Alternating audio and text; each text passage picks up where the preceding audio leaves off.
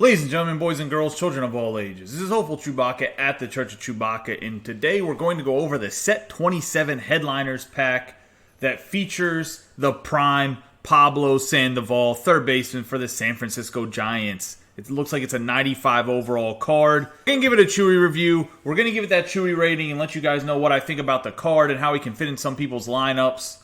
Also, guys, hit that subscribe button. Give this video a thumbs up so I know that I'm doing a good job. Hit that notification bell so you know whenever I'm going live.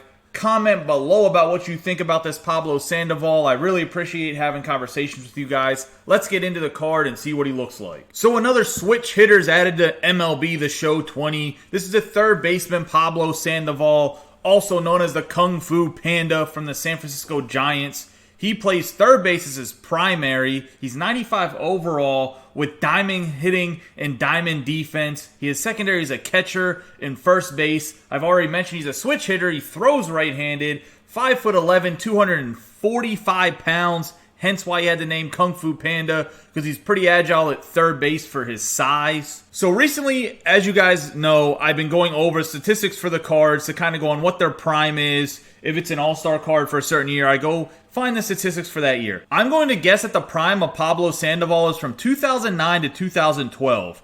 And the only reason I have this gap is they gave him the secondary at catcher. The last year he played catcher in the majors was 2009. So they have to include that year, and then age 24 was 2011 for Pablo Sandoval, and the year after in his age 25 season, he was also an all-star. So I'm going to assume that his prime was from 2009 to 2012. So his statistics from that time period is his batting average was 299, his on-base percentage was 352, he had a slugging percentage that was slightly over 500 with an OPS around 820. He had 73 home runs and 359 RBIs in that stretch with a 14 WAR. He also made 2 All-Star appearances. Now, as you can see, the card itself has the age 24 on it. In that season, which was the 2011 season, he batted .315 with an on-base percentage of 357, a slugging percentage of 552, and he had a 909 OPS. He had 23 home runs and 70 RBIs and had a 6 WAR. That was his best season when it came to wins above replacement, but actually the 2010 season was his best season statistically. So in his prime, he kind of had 2 really good years and 2 years that were above average, but he had 2 excellent years. That's why this card has great attributes and comes in at 95 overall. So that's kind of what Sandoval did in that 40-year period to allow him to have this prime card. Let's look at the attributes of the card. 109 contact versus righty, 114 contact versus lefty, 89 power versus righty, 74 power versus lefty, 98 vision, 69 discipline with 93 clutch. He has 81 fielding, 87 arm strength, 81 arm accuracy with 77 reaction, and 40 speed with 10 stealing and 16 base running aggressiveness. So his attributes have him being a very good contact hitter with good vision at 98 vision, with a good amount of pop. He's going to hit the right-handed pitching a lot better than left-handed pitching when it comes to power with that 89 to 74 discrepancy.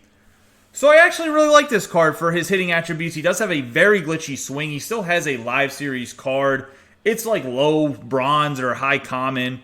It's not the best card in the world, but if you do get him in like Battle Royale, he's actually a pretty usable card because he does have a glitchy swing. Let's take a quick look at Pablo Sandoval's quirks. He has hitting machine, 20/20 vision, sniper, and pressure cooker. Not too good on the quirks here. I wish he'd have bomber or some other quirks that help him with hitting. He doesn't have great discipline. He doesn't have enough power against lefties to get that bomber. But the hitting machine and 20/20 vision will make him a little bit harder to strike out, get him some base hits. I'm assuming he's going to drive the ball into the gaps. So looking at the attributes of Pablo Sandoval and the fact that he can play catcher and first base as well as third base, catcher is definitely a position of need for most people's teams. I am not sure what his blocking rating would be. That's something that maybe we can, at SDS on Twitter, something that maybe they can give an answer, since secondary position catchers, you can't see their blocking.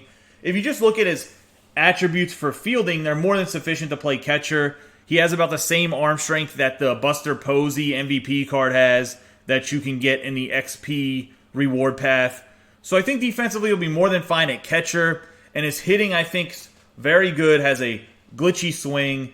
This Pablo Sandoval, for me, is going to get, with the great hitting attributes and above average defensive attributes, the fact that he can play catcher as well as first base, and those are two of the biggest positions of need in the game right now.